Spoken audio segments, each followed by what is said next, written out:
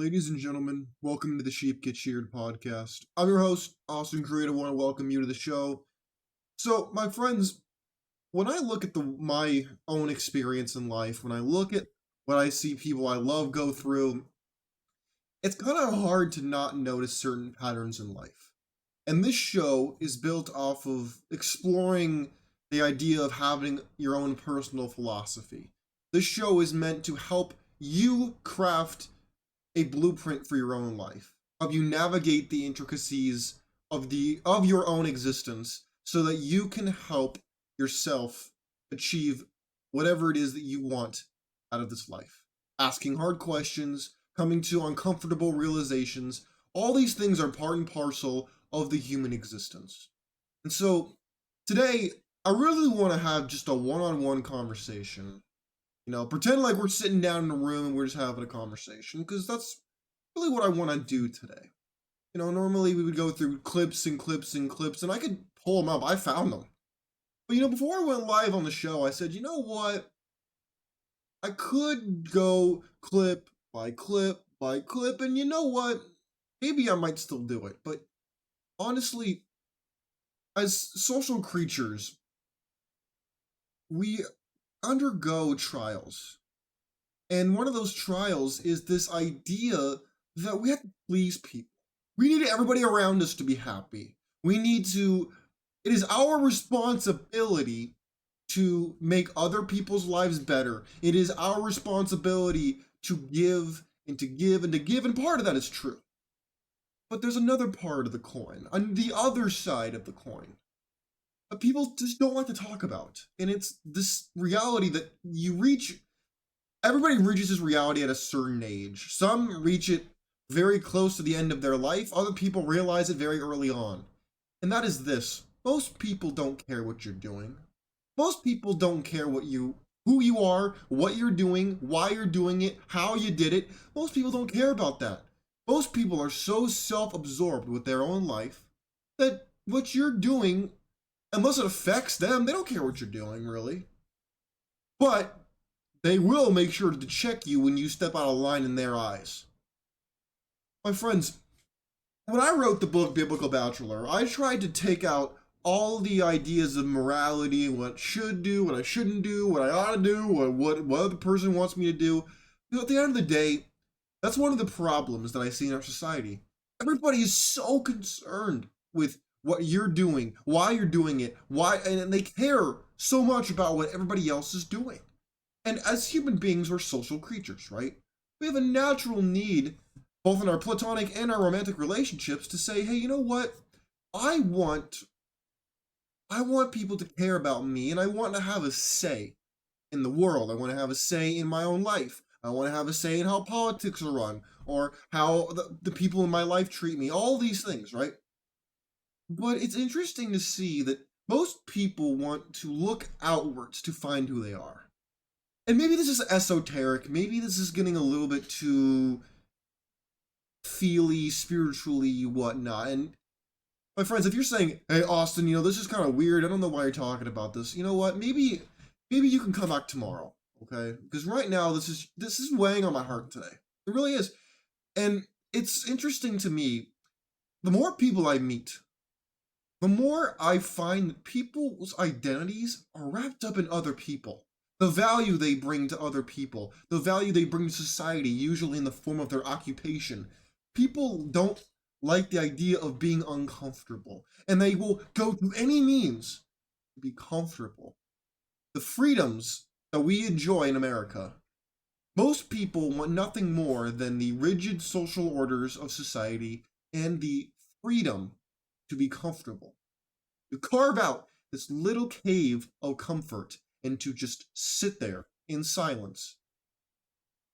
Or sometimes that silence is quite a bit louder because they can't stand the idea of being alone, the idea of solitude. There's tremendous strength in solitude, yet for some reason, there are so many people in society, and especially on a day like this, Valentine's Day.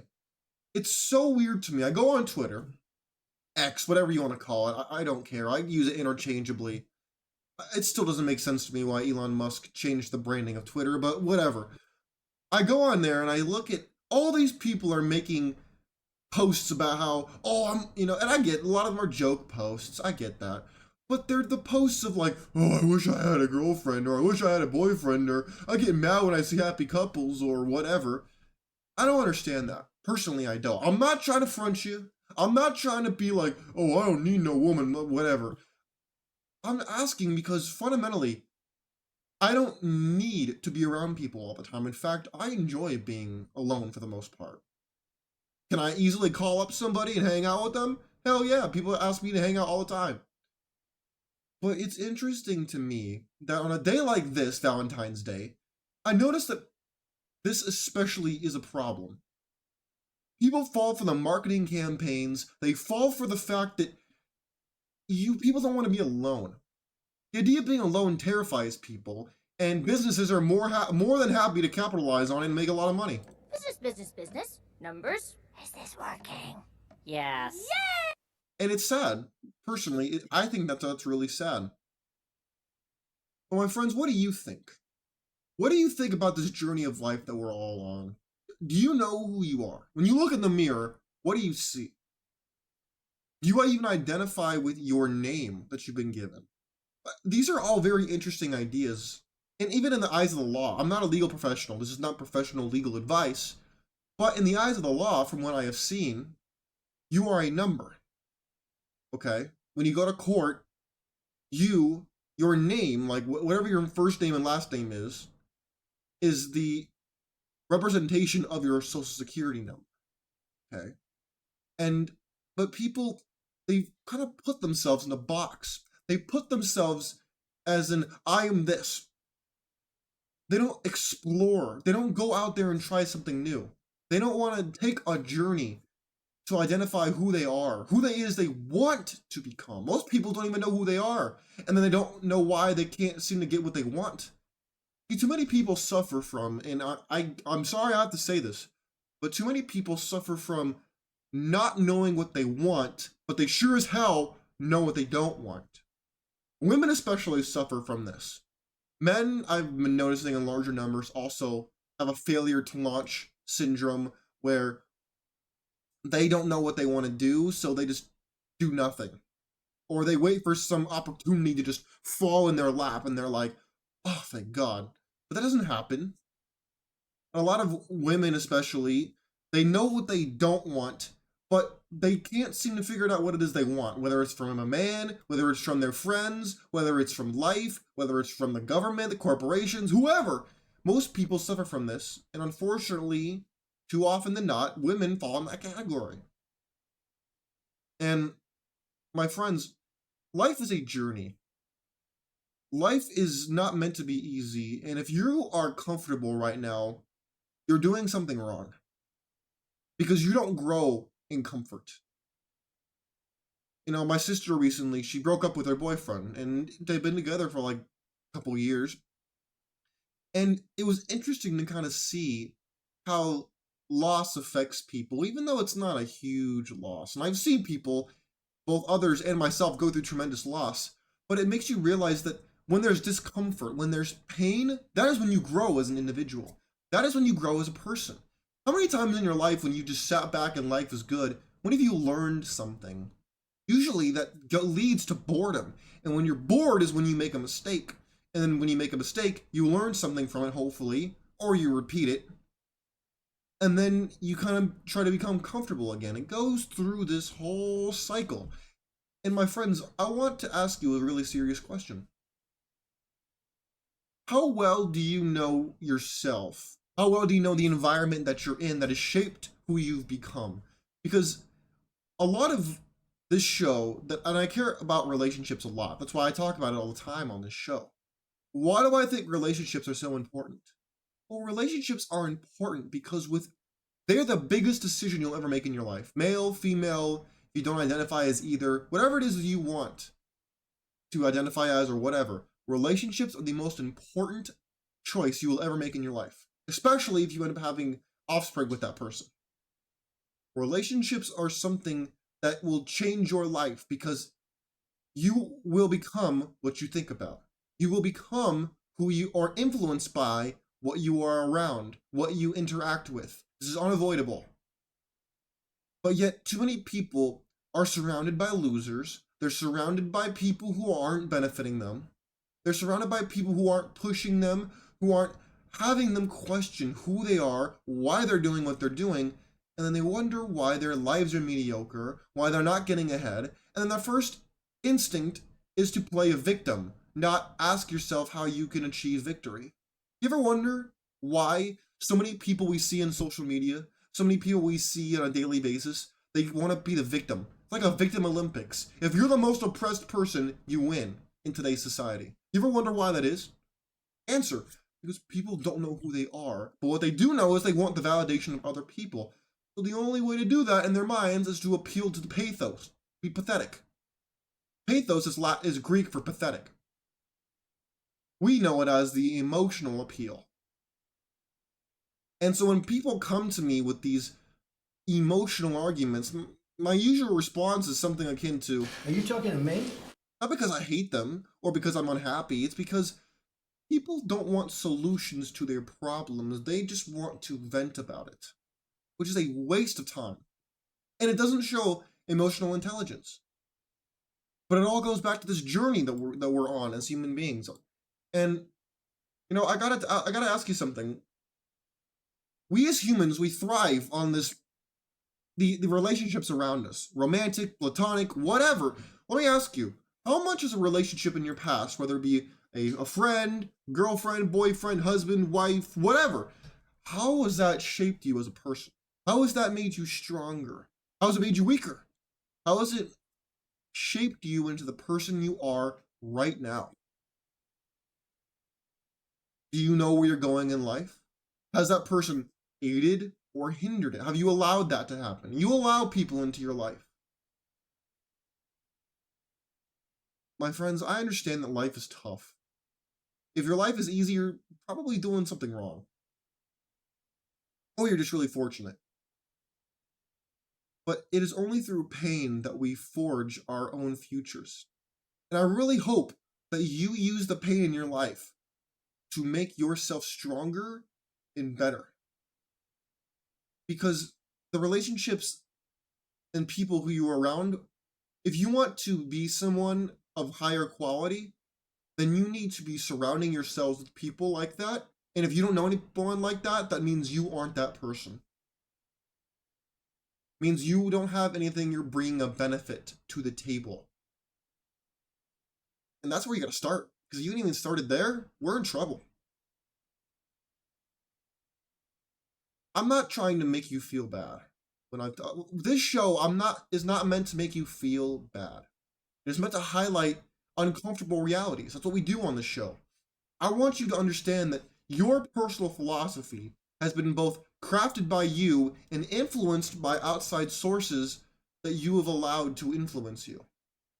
And then once you realize that, sorry, my neck's getting a little stiff. The more you realize that, the more likely you are to question, wait, why do I believe this? Do I want to believe this? Is this even right? I mean, what the hell are we talking about? Those are the questions I want you to be asking yourself, because then you can burn away the chaff, burn away the waste, and you can build a foundation upon which the rest of your life can be based, if you want.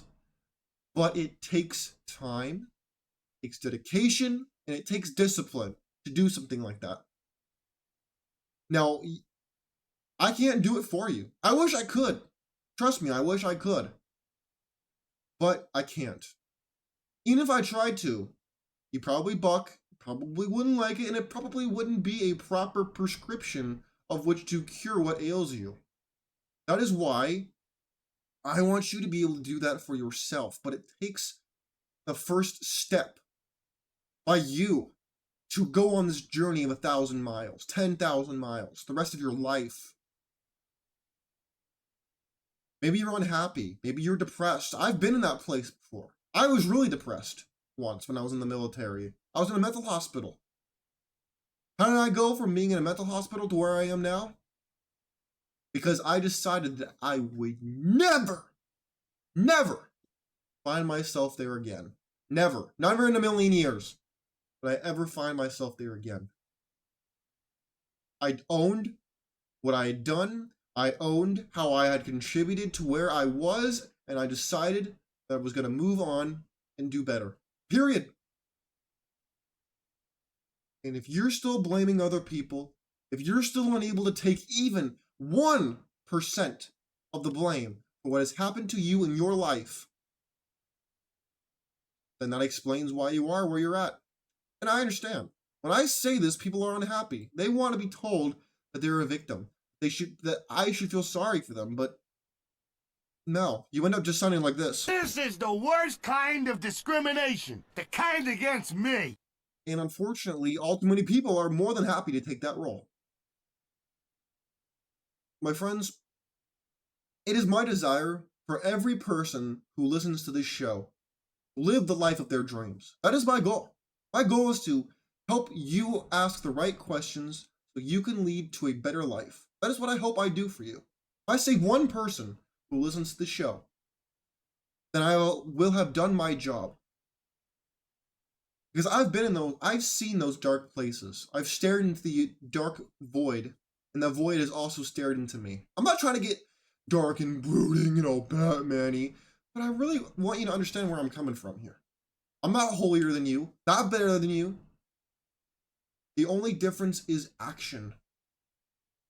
Because anybody can talk that talk, but it's all about whether you can walk that walk. And only you can decide to do that. My friends, this journey of life we're on, this identifying of who you are, this echo you might hear as you're trying to belong in the society, you don't have to do that. You don't have to conform. Conformity, in my opinion, is the worst thing you can do. Because you are forsaking yourself for the sake of people who don't care about you. You're forsaking for the sake of people who don't care about you. For people who will drop you at the first convenience. My question is that the life you want for yourself?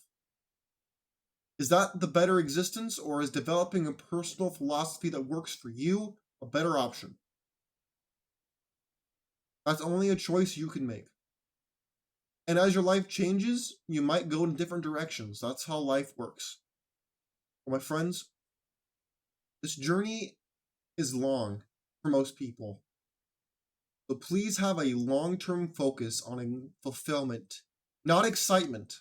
Excitement is fleeting, like a drug. Fulfillment is satisfaction in that you have sacrificed sufficiently and accurately, and that your investments in your own life have paid off. My friends, I really hope that I didn't just get on here today and nobody heard me. I really hope you heard what I'm trying to get at today. My friends, please stay vigilant and informed in this world, because at the end of the day, with all the marketing campaigns, all of the people trying to make $1 off of you, all of the goofiness in the world, it's easy to get distracted. Please, for your own sake, question everything you hear, you see, you read, whatever. It's important that you think for yourself. Don't let anybody else ever think for you. God bless you. I'm out of here. Have a great day. Peace.